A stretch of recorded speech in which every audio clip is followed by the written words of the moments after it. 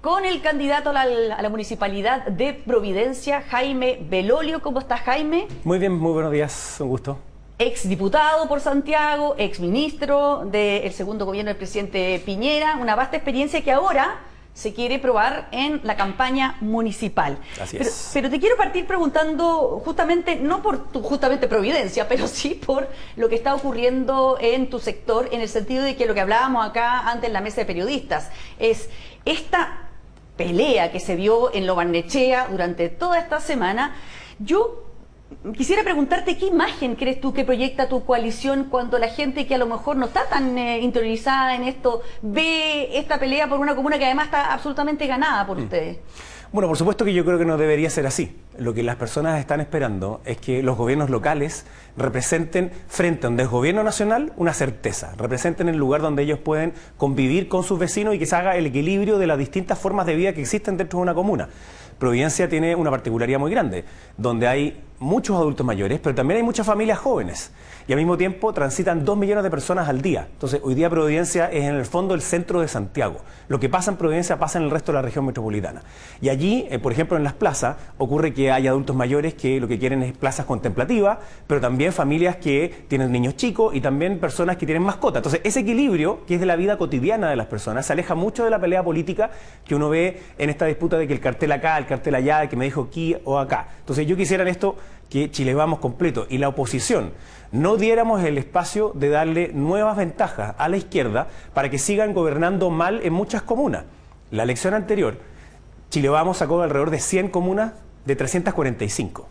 Sin embargo, la realidad de Chile también hay que verla en otra particularidad, que es que hay solo 82 comunas de las 345 que tienen más de 50.000 habitantes. Y en general ahí se tiende a agrupar como la mirada, ¿no? ¿Qué es lo que pasa en esa? Pero hay otras 263 que no ocurre eso, en las cuales ya hay bastante acuerdo por parte de toda la oposición. Y de nuevo, yo creo que tenemos que hacer un proyecto que sea lo más unitario posible de oposición para que, por ejemplo, lo que pasa en Santiago, lo que pasa en Ñuñoa, en Recoleta y en muchas otras comunas que son vulnerables, que necesitan de buena gestión, la oposición ofrezca una alternativa de gobernabilidad. Claro, lo que pasa es que usted dice, hay muchas comunas donde estamos de acuerdo, pero claro, las emblemáticas no. Y ahí vamos a Santiago, que por más que ha habido conversaciones, está habiendo conversaciones, está el candidato Aldo Duque, apoyado por el Partido Social Cristiano, que entiendo ya está en conversaciones con Chile Vamos, pero está firme. No, yo entrevisté esta semana al senador Rojo Edwards, que también lo apoya, por fuera, porque es un movimiento que no está negociando directamente con Chile Vamos, pero sigue y dice que no lo van a mover porque considera que tiene mejores números que Desbordes, que está postulando por el lado de ustedes. Bueno, yo creo que eso es precisamente uno de los ejemplos en donde necesariamente tenemos que ir unidos. Y en eso yo creo que Mario Desbordes es lejos la mejor carta que además puede ofrecer una gobernabilidad en el municipio. Si no basta con ganar la elección, sino que a la vez hay que recuperar el gigantesco deterioro que ha tenido el centro de Santiago. Y en eso yo creo que Mario Desbordes tiene no solo la capacidad, sino que también la experiencia de poder hacerlo. Y puede convocar a mundos que también van hacia el centro, que es muy relevante en las distintas comunas. Santiago no es una comuna, comillas, de derecha, por tanto, darnos el lujo de ir dividido significa entregarle al Partido Comunista 4 años más de una pésima administración que ha significado que millones de personas que transitan en el centro de Santiago vean el deterioro que tenía el centro de Santiago. Los mismos vecinos ven como distintas, no solamente tiendas, sino que también comercio y distintas empresas que antes estaban ahí emblemáticamente en el centro se van y antes pasaban por Providencia, ahora se van directo a Las Condes. Sí, pero si nosotros queremos al tiro, si nosotros lo que queremos es recuperar nuestro centro y así también las comunas que están aledañas, tiene que haber un trabajo que sea de cara a los vecinos y no en la lógica como lo hizo en su momento Iracy Hasler con el puño en alto diciendo que la migración tenía que ser de fronteras abiertas, de que enarbolando la violencia de el perro matapaco y del estallido social. Bueno, eso hace un perjuicio muy grande a las comunas y sobre todo a los centros de las ciudades. Santiago, por supuesto, pero también el resto de las otras ciudades. Entonces yo creo que aquí tiene que cambiar la mano. Y tiene que cambiar la mano hacia más orden, hacia mayor seguridad, hacia mayor transparencia, más trabajo con los vecinos. Y en eso yo creo que Mario Desbordes es lejos el que puede mejor hacerlo en Santiago. Bueno, pero siendo tan evidente el problema, como usted dice, y las posibilidades que tiene un candidato de la derecha, ¿hay alguna especie de gen autodestructivo en su sector que hace que no hay manera ni siquiera de ponerse de acuerdo en esa batalla que es emblemática y que me imagino que es bien importante para las perspectivas que ustedes tienen de ganar la presidencia de la República en el futuro? Ustedes saben que las municipales son fundamentales para eso. Sí, yo creo que en eso tienes razón. Efectivamente, cuando se ve que las presidenciales son una oportunidad de que haya nuevamente cambio de signo. Claro, porque no es que tengan las presidenciales perdidas, todo lo contrario. Exacto. Entonces lo que ocurre es que como se ve que se puede ganar, hay algunos que tienden equivocadamente a decir, me relajo entonces, y entonces disputémonos estas cosas por mientras para ver quién llega mejor parado a la presidencial. Y eso es un error grave. La mejor manera de perder la elección presidencial es relajándose. Es pensando que al frente no va a haber un adversario que va a ser capaz de convocar a un gran número de personas. Yo creo que de todas maneras eso va a ocurrir. Yo creo que la izquierda se va a levantar. La lógica octubrista hoy día está enterrada porque la opinión pública ha cambiado, pero apenas tienen la instancia pequeña, aparecen. Lo vemos en el Congreso, lo vemos cada vez que hay una opción, aparece la lógica octubrista que hoy día de hecho va en contra del propio gobierno, ¿no? Se va a la izquierda del propio gobierno.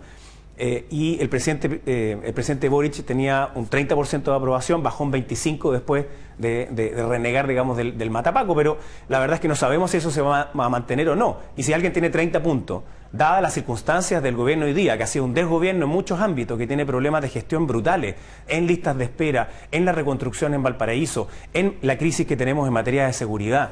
Tanto así que este gobierno, si se terminara hoy día, sería recordado por haber aprobado leyes de seguridad, todas las cuales rechazaron, pero profundamente, hace un par de años atrás. Es una súper buena noticia que haya cambiado, pero tiene que seguir en esa misma senda, y lo que se ve es que hay un tironeo muy grande entre un sector de muy izquierda, que lo que quiere es hacerle gesto a la ultra, versus otro más socialdemócrata que quiere hacerse cargo de los problemas del día a día de las propias personas. El presidente Boric ha tenido que hacerse cargo de esto, ¿no? Ustedes lo mencionaban en el bloque anterior.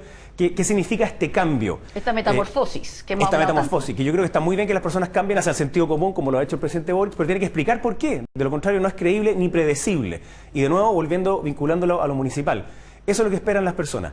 Que dentro de, o sea, si eres de izquierda, eres de derecha, eres de acá o de allá, igual quieres que las calles estén limpias, que estén iluminadas, que haya seguridad, que te saquen la basura, que las plazas estén bien, que puedas convivir con tu vecino. Tenemos un gigantesco problema de credibilidad de la política y de confianza. ¿Y cómo se puede volver a generar nueva confianza? No es desde lo grande, sino que es desde lo más pequeño. Entonces hoy día las personas confían en su familia, confían en sus parejas, en sus amigos y después en los vecinos. Sí. O sea, ahí yo creo que hay una parte que es muy importante de cómo se genera de nuevo esa cohesión. Nosotros hemos estado conversando con muchos vecinos, de hecho unos acá al lado, aquí a Ana María, que vive aquí en la esquina, ayer estuvimos celebrando el Día de la Madre también, y hablábamos de eso mismo, cómo la generación de vínculos en la comuna, cómo generar el contacto y la red de apoyo es fundamental, y eso tiene que hacerse a partir de lo local. Ya, pero volviendo a la oposición y cómo se está comportando y esta manera de enfrentar justamente todas estas oportunidades que le da el escenario político. Leí una entrevista esta semana de Eugenio Guzmán, que es un tradicional analista de la derecha, y decía que el problema son los republicanos. Ellos representan un problema porque significa para la oposición la pérdida de municipios importantes. ¿Le parece a usted que es así? No, yo no diría que el problema son los republicanos, el problema es ir dividido. Bueno, pero es que los republicanos son los que están... Entonces ahí yo creo que es necesario que haya un acuerdo amplio. Por ejemplo, en el caso de Providencia, yo me inscribí en las primarias. Fui ¿Y fue el único? Fui el único que me inscribí, por tanto no se inscribió nadie más, por tanto yo siento que soy el candidato de toda la oposición. ¿Lo siente o lo es? O sea, lo soy. ¿Estás seguro que lo siento. es? Lo soy y lo siento, y por tanto lo que a mí me gustaría es que, dado que no se inscribió nadie más a las primarias, lo que me gustaría es apoyar a todos los candidatos a concejales que tenga el Partido Republicano y que también tenga amarillo y demócrata y otras personas que puedan ir independientes. A mí me interesa generar un amplio arco para que haya una gestión que sea en paz hacia los vecinos y que incluya. Esa es la lógica. De hecho, hoy día ocurre así. La mayor parte de las decisiones se toman por unanimidad. Entonces, yo creo que el problema no es republicanos, es que lleguemos a un acuerdo donde entendamos que como oposición tenemos que ofrecer gobernabilidad, y esta es la primera muestra que los chilenos van a estar buscando. ¿Cómo ofrecemos esa gobernabilidad a partir de los gobiernos locales? Ya, pero usted está ungido por RN y por la UDI. Y por Evópolis. ¿Está ungido también por republicano? No, ellos todavía no han hecho eso. Yo entiendo por eso, que ¿usted está seguro que no le van a poner un candidato por fuera? Yo entiendo que no lo van a hacer. Espero que así sea. Yo estoy feliz de poder... ¿Ha tenido conversaciones con ellos? Yo espero poder apoyar a todos sus candidatos a concejales. Creo que ellos hoy día han tenido un concejal, de hecho, en la municipalidad que ha hecho una buena labor. Y por lo mismo a mí me interesa que sea un arco amplio. ¿Por qué lo digo? Porque, de nuevo, yo ya partí en esto. Y partí conversando con vecinos, estamos haciendo un proceso de diálogos, vamos a invitar y convocar a más vecinos para construir ese programa de manera participativa, abierta. Como decía, los desafíos son gigantescos y por lo mismo no podemos darnos el lujo en algunas comunas, como mismo Providencia, que es una comuna que no es, de nuevo, de derecha. Es una comuna que es súper diversa, así como lo es en términos etarios, en términos de calidad de vida y de barrios que son distintos, desde los bohemios hasta algunos que son muy identitario, digamos, porque tienen mucho tiempo, se requiere que haya una mirada bien amplia, que tenga mirada hacia el centro, no solamente hacia sectores de derecha, tiene que abarcar más. Entonces yo creo que eso lo tiene que entender, no solo Chile Vamos, sino que también el Partido Republicano, Demócratas y Amarillo, y yo me siento muy cómodo, además, lo hemos hecho en el pasado, como parlamentario y como ministro, hablando con un amplio arco, en su momento de gobierno, ahora también de oposición.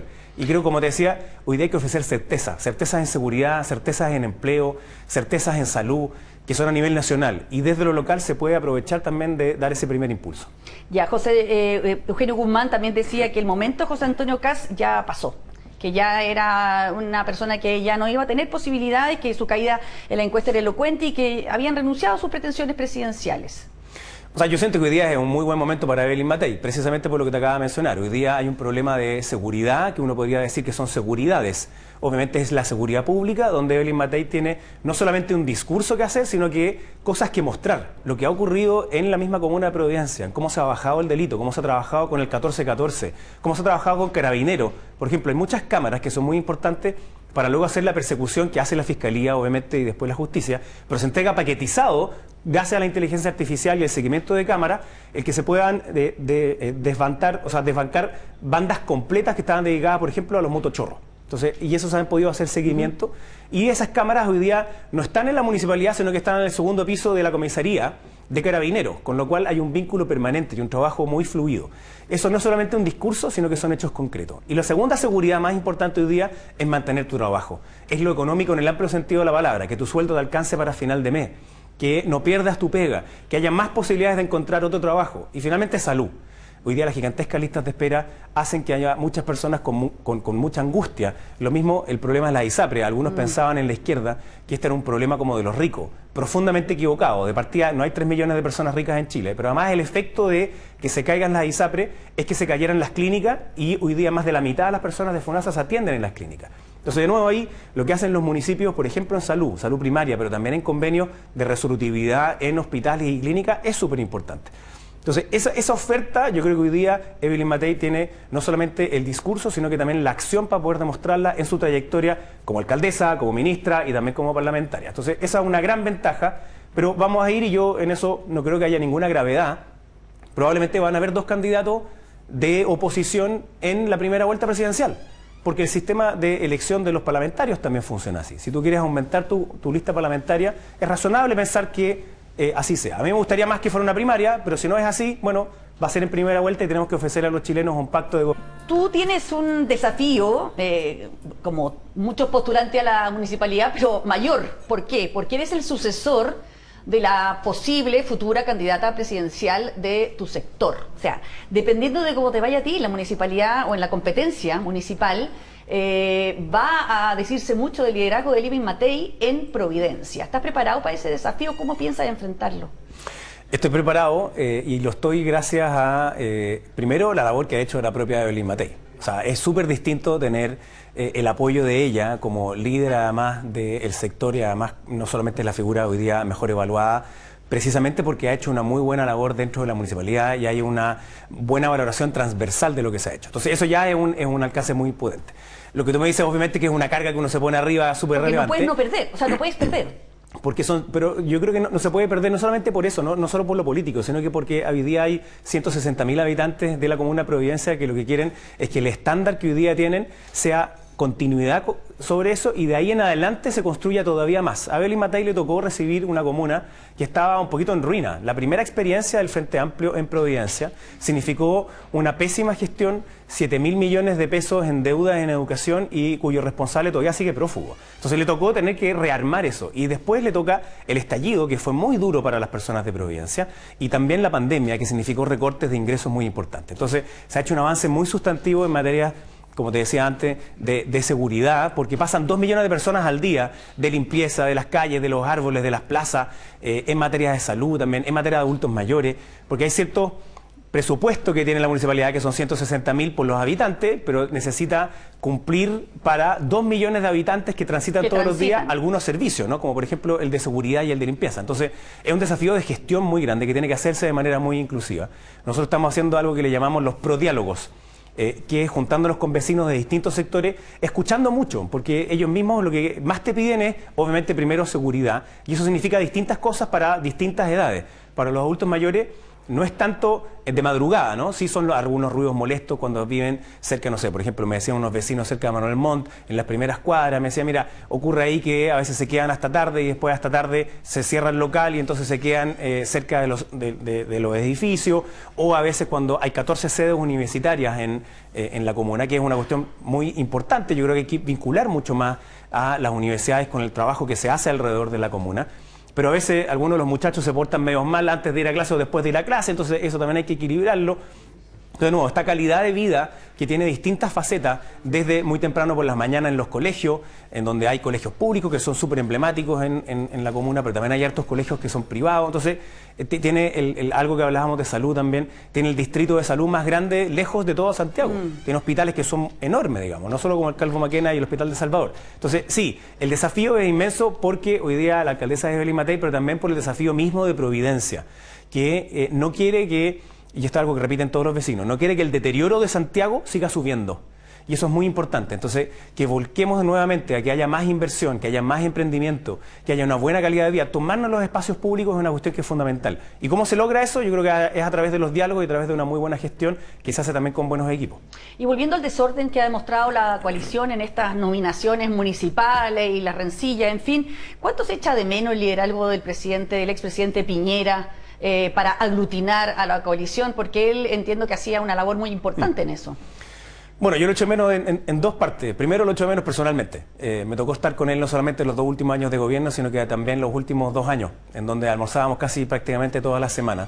Y entonces humanamente se echa de menos porque hace falta, digamos, nos teníamos un cariño muy especial.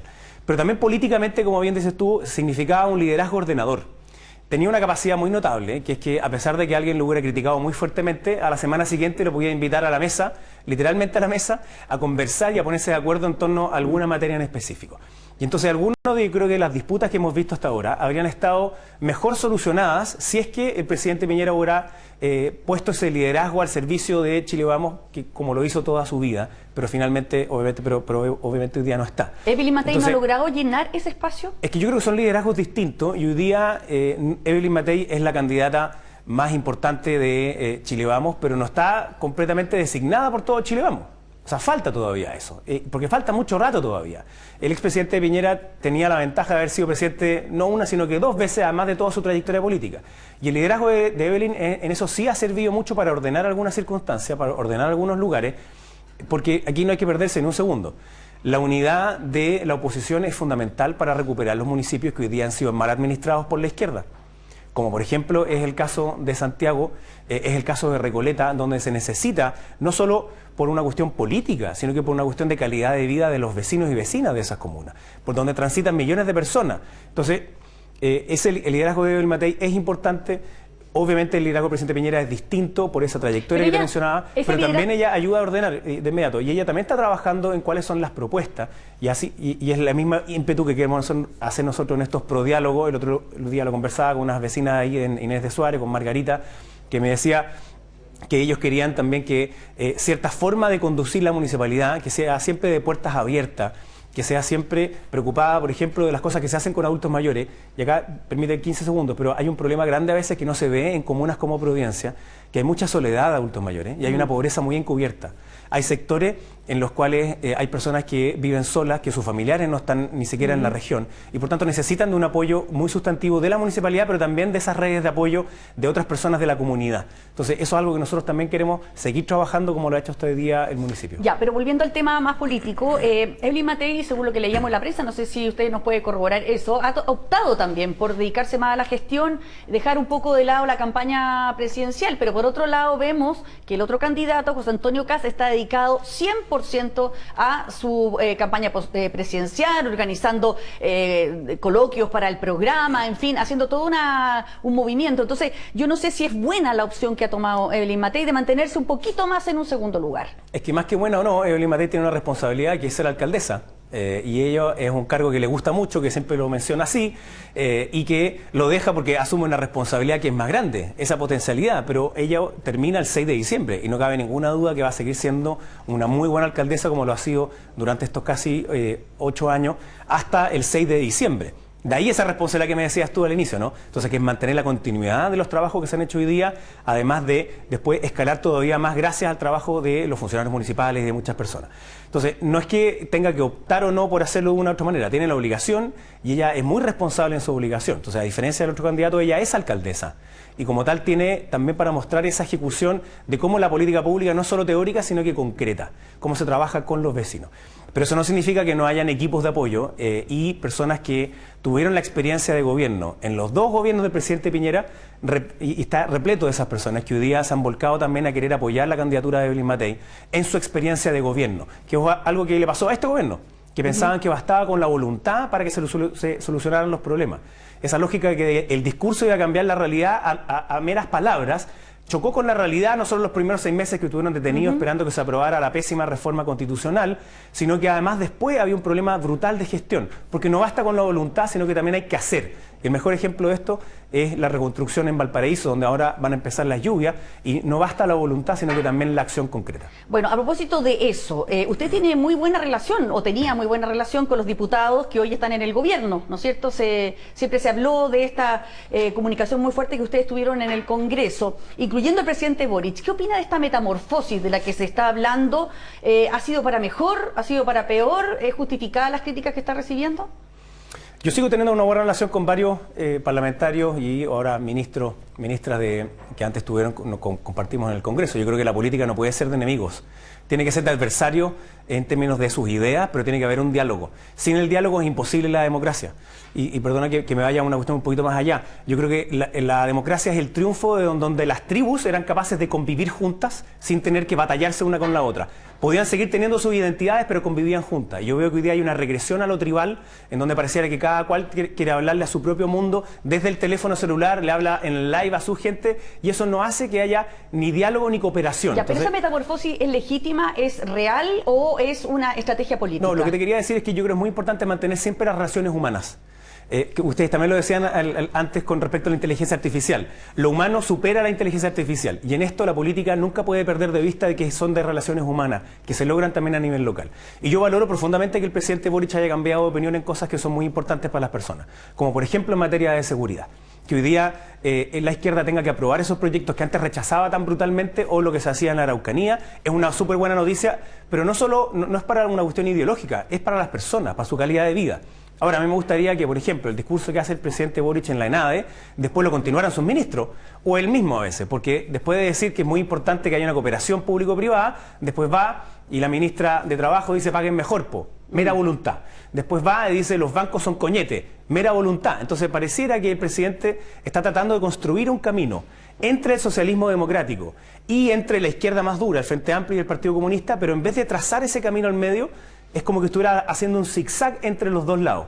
Y yo no tengo duda que el presidente Boric, ustedes también lo mencionaban, a futuro va a terminar siendo esa figura socialdemócrata que todavía hoy día no es. El diputado Winter decía que se había convertido en eso, yo creo que todavía no. Está en tránsito hacia eso. Y qué buena noticia que haya esa coalición también lo pueda seguir dejando de lado varias de las cosas que antes se pensaban con el puño en alto y con los ojos cerrados, pero con poca sentido de realidad hacia lo que las personas necesitaban. Hoy día es mayor seguridad y esa mayor seguridad se hace entregando mayores atribuciones a las policías, y antes eran muy reacios de ellos, más bien tenían este trauma con respecto a las policías. Por ejemplo, la ley de inteligencia, la votaron en contra cuántas veces era necesario. La ley de robo de madera, la ley Naim Retamal, y así suma y sigue. O sea, eran muchas que se veían desde un prejuicio brutal y ya se dan cuenta, no solo con la guitarra en mano, sino que con la necesidad urgente de todos. De resolver esos problemas. De resolver esa urgencia. Y también el crecimiento económico, perdona que lo mencione así, porque la lógica de este discurso en contra de lo privado, como que fuera ese monstruo, suponiendo que funciona por voluntad propia y además como con piloto automático, no es cierto. Tenemos problemas grandes económicos que redundan al final en que no suben más los salarios, que hay más informalidad y no hay mejores pegas. Entonces, eso se necesita impulsar, no solamente echarse para atrás, al revés, se necesita una acción. Bueno, José Antonio Kast, que está de gira en España en este minuto, en un acto de la ultraderecha organizado por Vox, ha dicho que en Chile nos gobierna un travesti político. dijo que, en referencia al presidente Gabriel Boric, aseguró que el gobierno es el gobierno más fracasado de la historia del país, solo a la altura del de Salvador Allende. ¿Qué le parecen a usted estas declaraciones en que califican al presidente de travesti político? No, a mí no me gustan esas declaraciones. Yo creo que hay que respetar a los presidentes de la República, sean quienes sean. Yo creo que en eso, lo verdaderamente republicano se trata de eso, de que tiene que haber un respeto también por la propia institucionalidad, por la autoridad. Y obviamente yo soy muy crítico del presidente Boric en muchas de sus acciones. Nos conocemos muy bien, nos tocó estar 2 años juntos en una radio aquí, acá al lado. Y lo único que tenemos así como bien en común es el gusto por el rock. De ahí en adelante estamos en desacuerdo en prácticamente todo. Entonces, pero eso no significa que no pueda haber una buena relación donde uno se argumente bien. Entonces a mí no me parece que la forma de relacionarse con las autoridades sea a través de la descalificación, sino que a través de la argumentación. Y obviamente yo soy muy crítico de lo que ha hecho el gobierno. Creo que el presidente Boric ha cambiado de opinión en algunas cosas que es importante. Creo que algunas no las ha comunicado de la mejor forma o no ha explicado por qué eso pasa. Y siento que demasiadas veces siente como culpa con respecto a esa izquierda más radical, y es como que se aprueba el proyecto de ISAPRE y entonces siente que tiene que ir a después darle algo, y es el CAE, que por cuarta vez, justo antes de las elecciones, se vuelve a ofrecer, cuando hoy día las condiciones del CAE son muy distintas a las que dieron origen en el movimiento estudiantil el 2011 y los años siguientes, precisamente por cosas que se aprobaron. ¿Inmoral también, como dijo Oscar Landerreche esta semana? O sea, mira, la plata es una, y por tanto uno tiene que decidir qué es lo que hace. O disminuye la lista de espera GES y no GES, o gasta 12.000 millones de dólares en el CAE. Entonces, yo creo que en eso, puesto en ese punto de vista, tiene razón Oscar Landerreche. Lo clave aquí es donde se invierte mejor ese dinero, y es más en la educación inicial que en la educación terciaria. Sobre todo porque, de lo contrario, tenemos niños y niñas que no aprenden a leer hasta 4º básico. Entonces, si no sabemos leer en 4º básico, ¿cómo puede haber después educación crítica, de pensamiento crítico? Muy bien. Es que es clave, es fundamental. La educación amplía nuestros horizontes, pero tiene que partir porque todos sepamos las 4 operaciones básicas de la matemática, saber leer y escribir, y eso tiene que ser, ojalá, una meta transversal. Muy bien, muchísimas gracias, Jaime Belolio, candidato a la Municipalidad de Providencia.